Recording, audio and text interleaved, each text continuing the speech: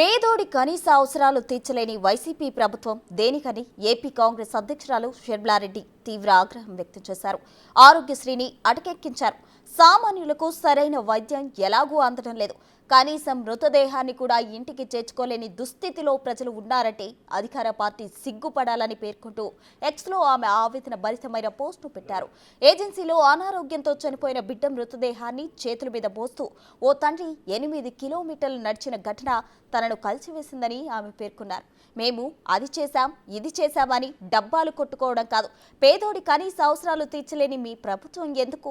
మళ్ళీ మీరు రాజన్న వారసులమని చెప్పుకుంటారు. ఇలానే ఉంటుందా రాజన్న పాలన? ఓటు అనే ఆయుధంతో వీళ్లకు బుద్ధి చెప్పాలని షర్మిల పిలుపునిచ్చారు.